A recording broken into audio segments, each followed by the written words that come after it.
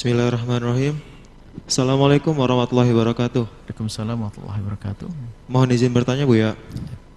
Ada titipan doa dan pertanyaan dari teman saya yang baru-baru ini sudah mulai berdakwah ke masyarakat.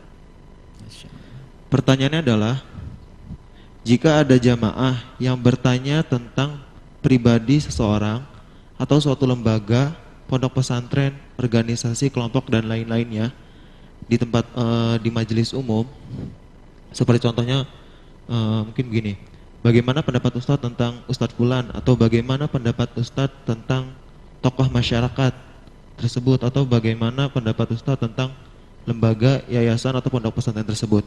Maksudnya pertanyaan di sini adalah, bagaimanakah cara menjawabnya? Jika yang ditanyakannya itu benar, maksudnya seperti ustadznya benar atau pondok pesantrennya sealiran dan semanhaj, sampai setingkat manakah kita diperbolehkan mengangkatnya? Dan jika yang ditanyakannya itu adalah contoh mungkin tokoh masyarakat yang salah atau pondok pesantren yang tidak semanhaj, sederajat manakah kita boleh menurunkannya begitu Bu ya? Baik. Sekian. Syukran kasiran. Wassalamualaikum warahmatullahi wabarakatuh. Waalaikumsalam warahmatullahi wabarakatuh. Jika orang bertanya di majelis umum tentang seorang tokoh atau lembaga, jika yang ditanyakan adalah tokoh dan lembaga yang benar, seiman, seakidah, benar dan tidak diselewengkan, maka sepatutnya kita untuk menjawab dengan terang-terangan, karena itu termasuk kita menyeru kepada kebaikan, bahkan memangkas kedengkian dan kengirian di hati kita, kecuali memang kita menangkap di situ memang akidahnya benar tapi akhlaknya rusak. Nah ini kita bisa saja diam sesaat atau menunda supaya tidak disampaikan di majelis umum. Nah ini yang kedua ya, kalau ada sesuatu yang rusak misalnya tadi ini kita jawab, atau akidah yang sesat dan sebagainya, itu pun juga tidak serta-merta kita jawab, karena tidak semua orang mengerti tentang itu semuanya. Bahkan bisa jadi sebagian orang itu adalah mulai berhijrah daripada akidah sesat tersebut kepada akidah yang benar, atau mereka belum bisa membedakan. Seperti orang di luar Islam itu tidak bisa membedakan Islam itu model apa sih, ada Islam ini, Islam itu, nggak ngerti. Begitu juga orang awam dari kaum muslimin adanya itu. Makanya kalau ternyata kita hanya pandai menghujat atau tiba-tiba langsung menghantam, menghabisi ustadz tersebut, bisa saja di hati orang yang tidak mengerti itu semuanya adalah ada kebencian. Maka kalau ada pertanyaan semacam itu, maka kita tidak boleh fokus kepada permasalahan atau kesalahan orang tersebut, kesalahan tokoh tersebut atau lembaga tersebut. Akan tapi nanti lebih kita umumkan, karena apa? Yang terjadi bukan hanya di lembaga tersebut, dan semua orang bisa menilai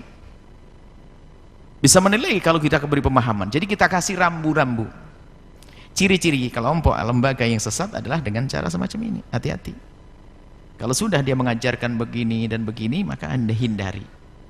Artinya apa? Kita itu harus waspada dengan orang yang di hadapan kita, karena pemahaman pemikiran mereka itu berbeda di saat kita diskusi dengan santri yang pelajar khusus. Kita menjelaskan ini akidah sesat, kelompok ini nggak benar, ini tokohnya yang nggak benar, ini wajar, karena santri akan dicekoi ilmu terus. Tapi orang yang hanya barangkali mendengar kita hanya sekali, mendengar begitu, dan tak taunya dia telah bertemu dengan ustadz yang salah sudah 5 kali, keterpesonaan dengan ustadz yang salah lebih besar, akhirnya pertama kali datang majelis kita langsung benci kepada kita.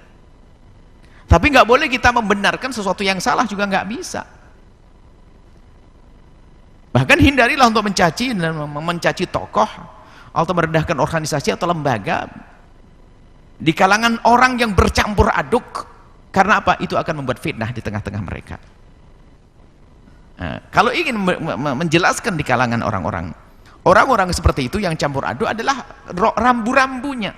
Islam seperti apa sih yang benar itu? Biar tahu sendiri mereka. Karena mereka akan belajar. Semakin kita cekoi dengan cara yang benar di dalam memahami agama itu, maka bersama perjalanan waktu dia akan koreksi. Loh kok begitu? Nggak sesuai. Maka di mana? Astagfirullah. Baru nanti dia akan merapat. Di saat merapat kita boleh menjelaskan dengan serius, dengan khusus.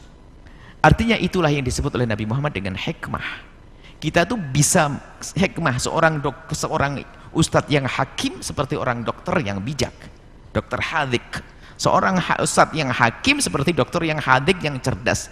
Jadi berapa dosisnya seberapa, pengobatan itu persis dosisnya. Kalau kebanyakan dosisnya mati orangnya, kalau kurang dosisnya lemah penyakitnya, tambah kebal, bukan tambah baik. Jadi di saat menyampaikan apa-apa tuh harus betul-betul kita waspada. Kuncinya seperti yang sampaikan guru mulia apa?